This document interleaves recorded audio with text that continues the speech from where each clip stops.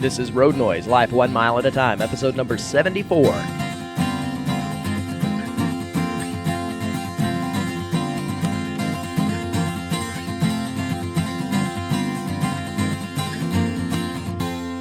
Welcome into another episode of Road Noise, Life 1 Mile at a Time. I'm your host, Michael Blackston, and you're sitting alongside me in the passenger seat as we learn to live life 1 mile at a time. I'm excited about a new little series that I'm going to be doing for the next few weeks on Road Noise, and it's all about my work career. I started thinking, I was talking to somebody, I'm not sure who it was I was talking to not too long ago, and they were talking about, they've known me all my life, and they were talking about all the different things that I've done.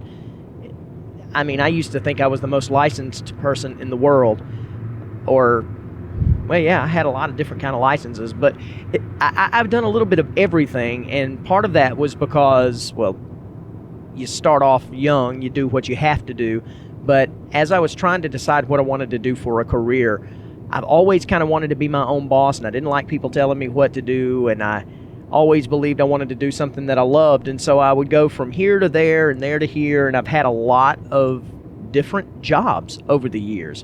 And so I started thinking of all the different stories and things that I tell people about the different things that have happened in those jobs over my life career as a working person. And I said, that's something I could talk about on the podcast because there are a lot of interesting stories that go with that, and I think it might be something people will be interested in. So I'm going to be doing that, and I'm going to start with this episode, and I'm titling this episode, I Was a Teenage Bag Boy. We're going to start with my very first job.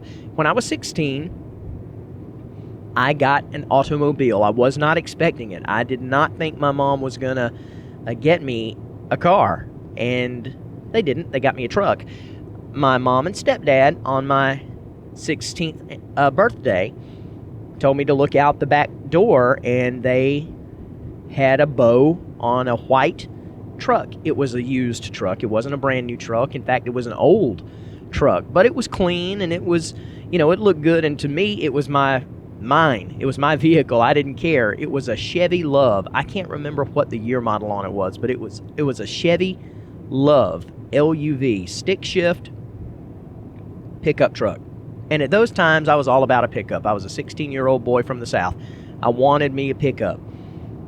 And I was excited, but there was a caveat that went along with getting a new truck or getting a truck, any automobile at all. You have to pay for the insurance.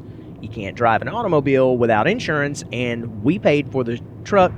You're going to pay for your insurance. And the only way you're going to be able to do that, Michael, is if you get a job. So getting the truck was great, but it was also their way of initiating me into adulthood and working life and the responsibility of that. And so I think it was the very next week or something like that, my stepdad took me up to the local BILO, asked where the manager's office was. They didn't ask could we fill out an application. My stepdad, he knew what he was doing. He went in, said, where's the manager's office? They pointed us the way and took us to the manager's office, and he introduced me to the manager there. The man's name at the time that was managing was a man named Mr. I don't remember what his first name was. It was an old guy named Allen. It was Mr. Allen. He said, this is my stepson. He just turned 16, and he needs a job. And that was all it was. Mr. Allen said, all right, we'll put him to work. Have him here Monday morning or whenever. Just like that. There was no application, waiting, calling back, any of that. Walked up to the manager. He needs a job. They gave me a job. So that was my first job, and I was a bag boy at BILO. I know that a lot of people who may be listening to this might have started out at a grocery store, especially back in the old days when bagging groceries wasn't kind of like it is now. They bag you and send you on your way. They took it out for you.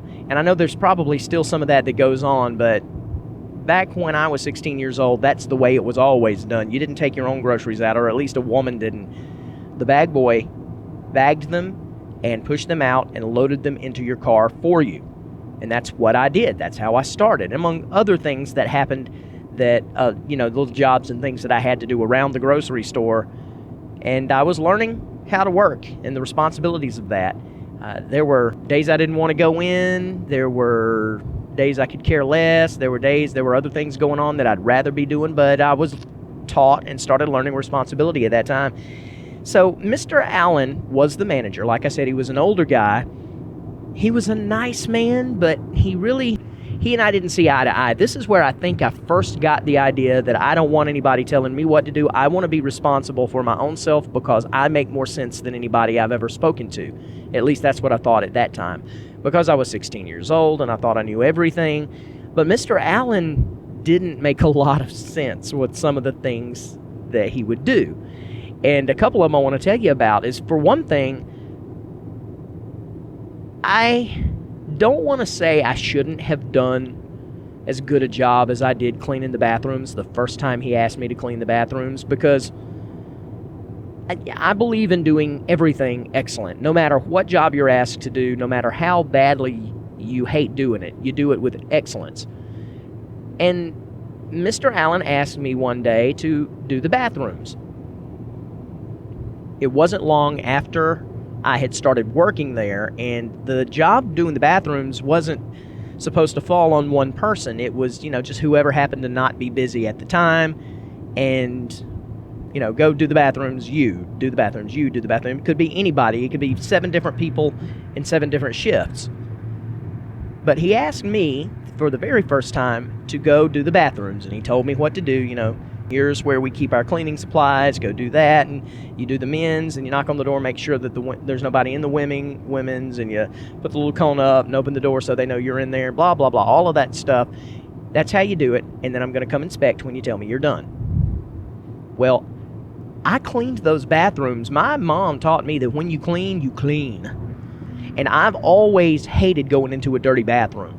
So I cleaned those bathrooms probably cleaner than they'd been in 10 years. I mean, I hit the chrome on everything. I hit every ounce of the porcelain. I mopped the floors. It was spick and span. It was spotless. And I did the same thing in the women's bathroom. And I called him over and asked him to inspect, and he loved it. He told me what a great job I had done cleaning the bathrooms. Here's the problem. The next day, when I came in, the first thing he said to me was, "Michael, the bathrooms need to be cleaned. Would you go clean the bathrooms?"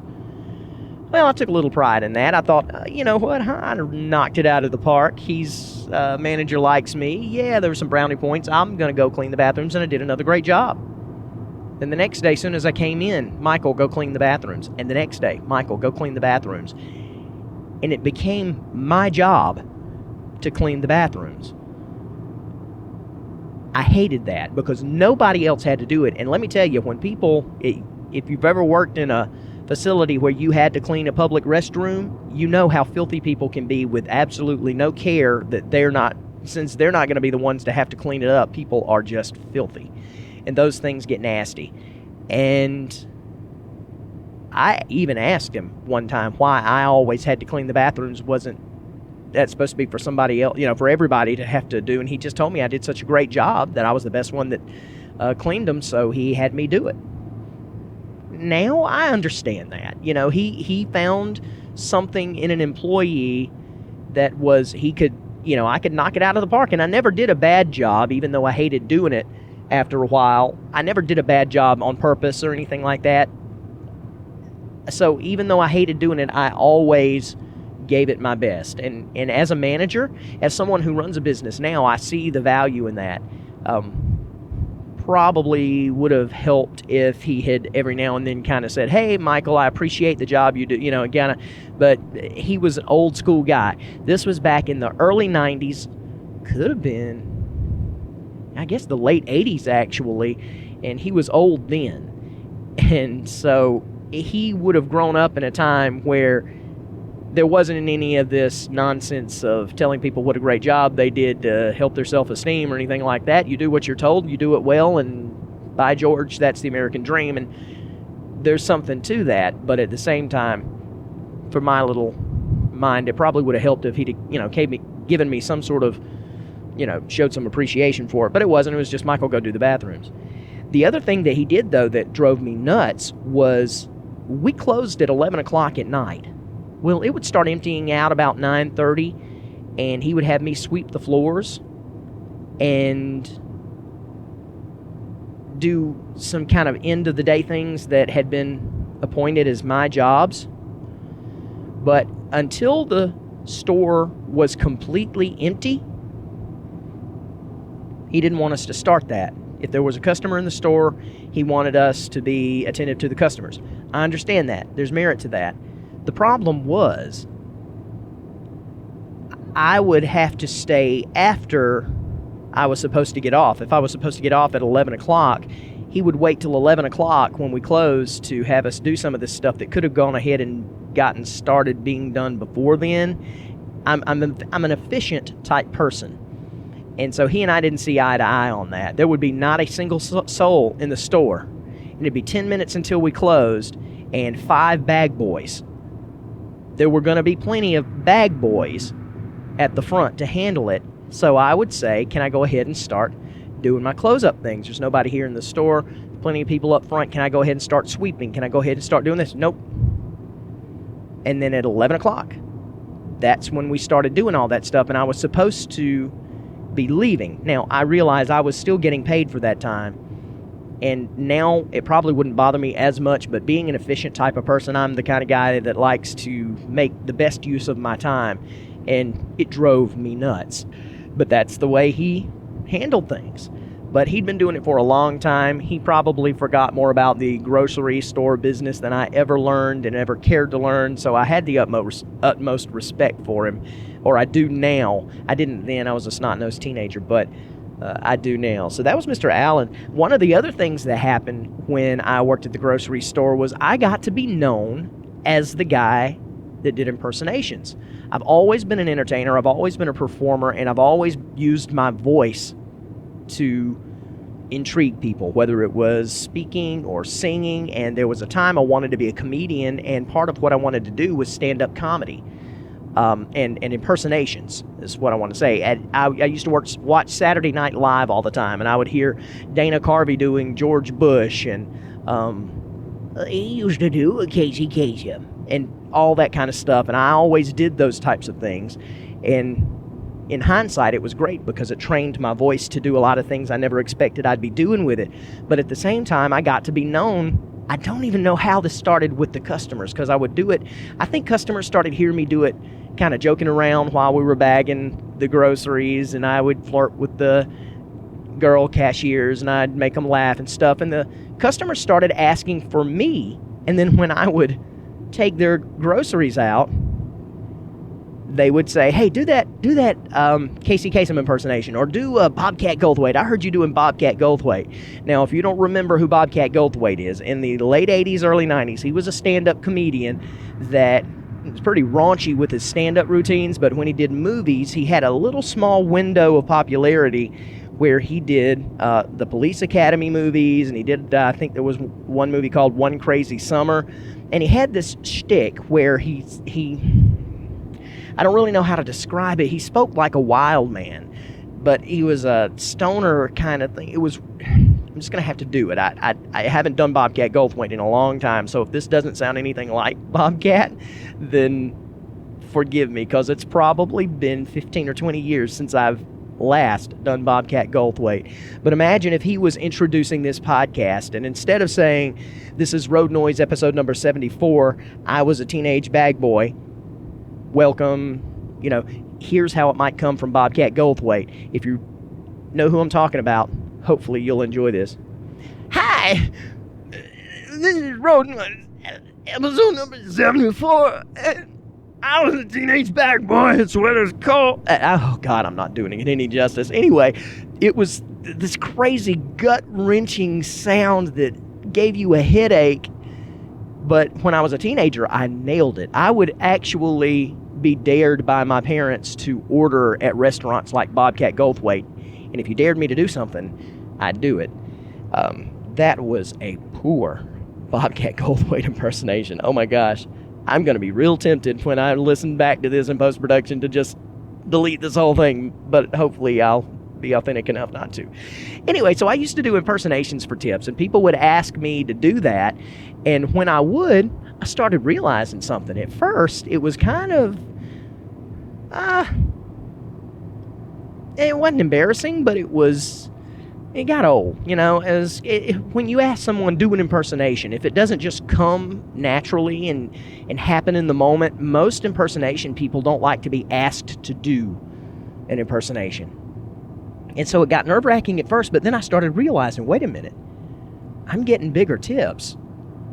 See, back in those days when you were a bag boy, most of the time people would tip you a few cents, usually the change they had in their pocket, a quarter, 50 cents, maybe even 75 cents if you were really pleasant to them. I started getting $1 and $2 tips every time I would take somebody's bags out and they would get me to do impersonations.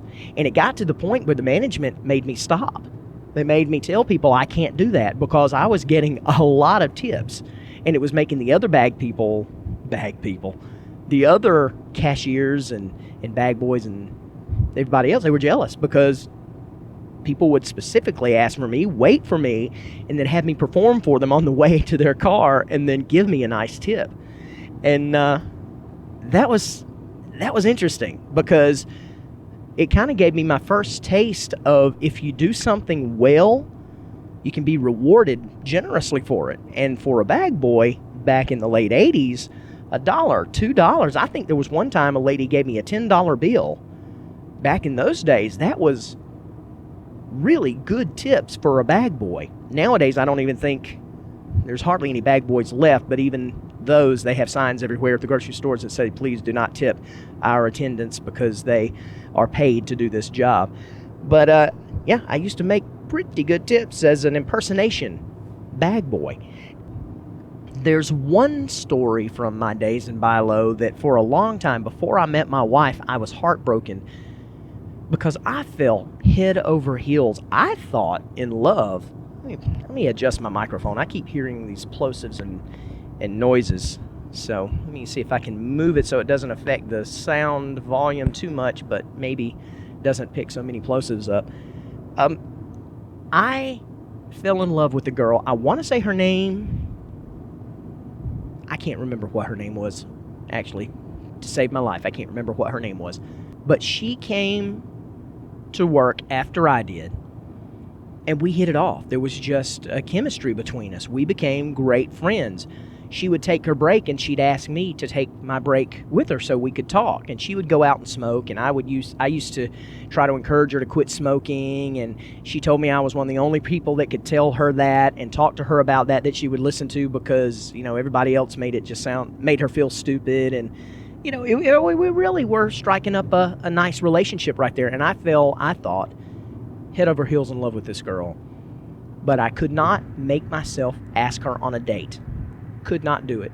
One reason is because I knew she had a boyfriend. And she talked about her boyfriend all the time. And, I think back on it now, and I think she probably didn't actually feel the way I did.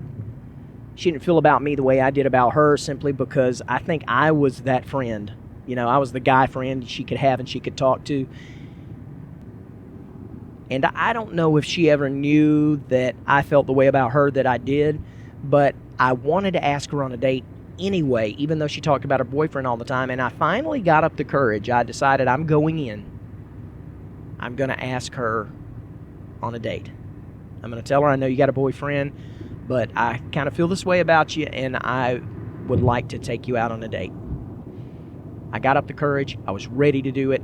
I walked in the door. She caught me before I could catch her, and she said, I got something excited, and I've got some exciting news to tell you. And I said, what is it? And she said, whatever the name of her boyfriend was, asked me to marry him. I'm engaged. You want to talk about a deflation? Oh my gosh, it deflated me. I don't know that I didn't. It seems like I might have called in or went home or something like that because I really was into this girl, and it was just, well, I'm glad that never happened. I'm glad nothing ever came to that, because I've got my wife and my 2 kids, and I'm just tickled at the way my life has turned out. But at the same time, it's one of those things you remember because as someone that age, your emotions are just everywhere. And when you finally get the courage to do something like that, to have a pin stuck in your balloon there, it just absolutely, like I said, deflates you. And then the last story I want to tell you about my days as a bag boy, because for the most part after that, it was relatively ho-hum. There really wasn't anything interesting to tell you except the new manager that came when Mr. Allen got transferred to a different store. Nobody knew this was happening. All that we knew was we walked in and there was a new manager. She was a younger lady, and her name was Long. I do remember her first name. I committed it to memory because I have despised this woman to this day. My mom was a single, well, no, at this time, no, she wasn't a single mom. At this time, she'd been married to my stepdad for a little while. But, she worked, he worked. She had 2 kids. She was trying her best. And we were supposed to wear a BI-LO shirt, a white shirt with the BI-LO logo on the, on the lapel, on the left side up at the top. And you were supposed to be wearing a name tag. Well, I'd forgotten my name tag that day. And my mom had bought several shirts that looked just like the BI-LO shirts. It was a long sleeve shirt. It was a polo. I mean, it had the collar, but it had a long sleeve. I want to say this might have been in the winter or fall because it was chilly. And both my short sleeve and my long sleeve BI-LO shirt was in the wash. So she handed me this other one that looked just like the other one. It just didn't have the BI-LO logo. She dropped me off at work. This was the first day that we had our new manager, and so everybody is introduced as they walk in to clock in. And the first thing that happens is I go to clock in, didn't even see the woman. Didn't know Mr. Allen had retired, or not retired, but been transferred to another store. All I knew was to go to the time clock, punch in, go to work. So I grabbed my time card, and all of a sudden I hear, "Whoa, don't clock in yet." I turned around, and there's Miss Long. And she walks up to me and says, "Where's your BI-LO shirt?" And I said, or no, first she said, "Where's your name tag?" And I said, "I'm sorry, I left it at home. I apologize." She said, "Well, where's your BI-LO shirt?" And I said, "Well, it's in the wash." I said, "My mom pulled this one out for me to wear just tonight, and I meant to put my name tag on, but," she said, "we don't come to work without our BI-LO shirt." And I said, "I'm sorry. I'll call my mom." And she said, "Yeah, you call your mom and tell her that we wear BI-LO shirts here." She started smarting off about my mama. Now, you don't do that. So I already didn't like the woman, but I was trying to be nice. And I said, "Yes, ma'am." I was polite. I called Mom. Mom brought me home. I told her what was going on the phone, and she had the thing dry, and she actually brought it to me. And then, so I went to the bathroom, changed shirts, took the other one back out to my mom, and my mom brought my tag. I was right where I needed to be, tucked in, ready to go, and I went up to Miss Long, and I said, "Again, I'm sorry, but I've got everything taken care of now, and I'll know next time. I got my mom to bring my tag and everything."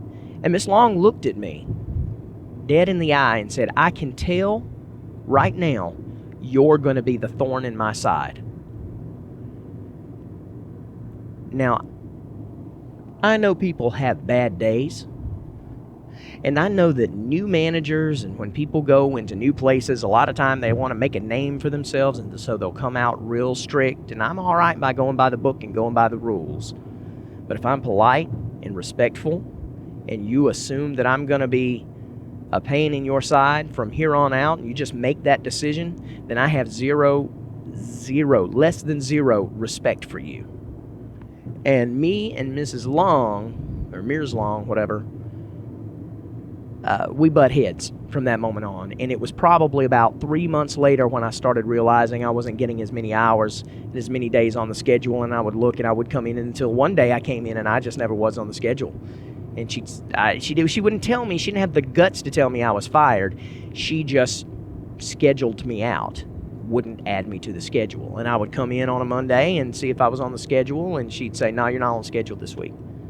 And then I'd come in the following Monday, you're not on the schedule. So after the third one, I just finally quit trying, and was done with it. And I often wonder where she is. I even tried to look her up on Facebook not too long ago, just to look at her face. And that's not a good attitude to have. I realize that, but she just made me mad. And to this day, makes me want to chew nails when I think about her.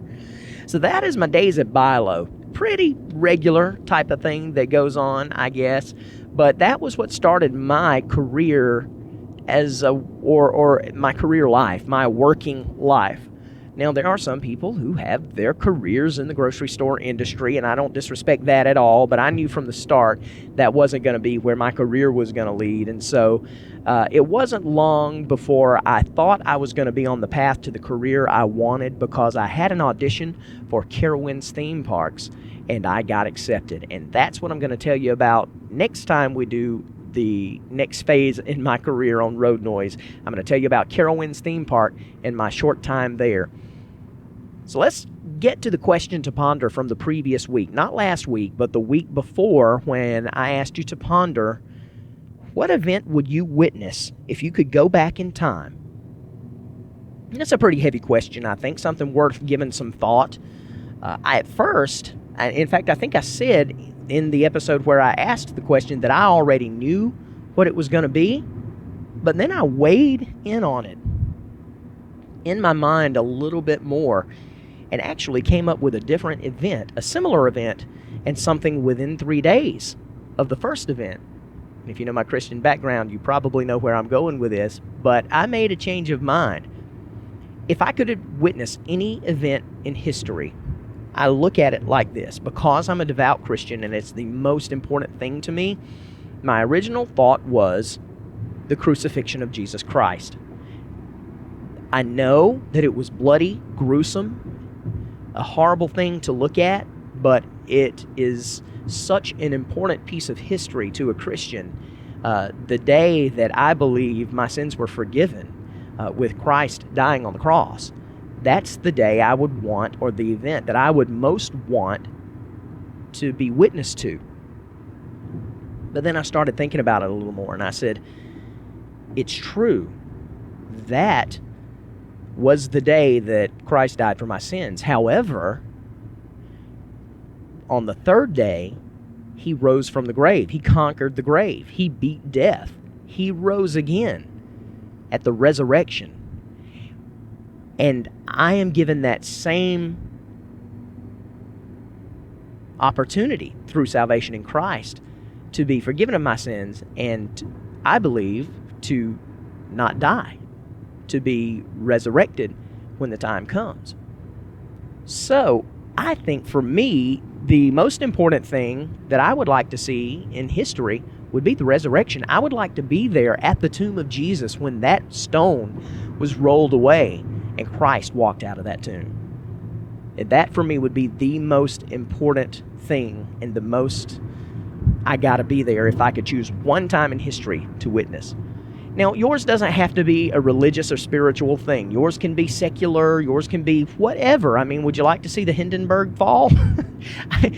There may be somebody who just has an interest in floating balloons and would love to see that. Would you like to be there when the Berlin Wall came down? It could be anything in history. But if you would like to chime in on this, I'll tell you at the end of the episode how to get in touch with me through the feedback and voicemail and all that stuff. And I'd love to hear your story. And it can be any time in the history of this podcast. You can be listening 5 years from now. Just reference episode number. I want to say it was episode 72 when I asked that question. And I'd like to hear from you about what piece of history would you like to witness if you had the chance to witness one. And that brings us to this week's question to ponder. This week, where would you go if you had the opportunity to go anywhere? Money was not an issue. Time was not an issue. You just had the opportunity to go one place. Where would you go? Anywhere in the world, and why? So I'd like to hear that. I think I already know. I'm going to think about this a little bit more too, but I think I already know which mine would be. And believe it or not, it would not be a spiritual thing here. You might think Jerusalem, Israel, all walk the streets Jesus walked and all that. And whereas that would be interesting and I would like to take that trip, that's not the one place I would go. I believe one of these days I will walk those places. And I think that will happen personally when I'm gone. So I don't need that one. I think in my human form right now, I think I know where it would be. And it would actually be a secular place, but it'll make a lot more sense if you know me when I tell you about it next week in episode number 75.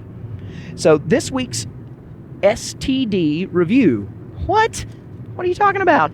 The Stuff to Do review. And I'm going to give you a review of something you probably already know all about. And if you don't, you need to try it. Right now, I am on a quest to find a decent, in my area, Chicago deep dish style, or Chicago style deep dish pizza.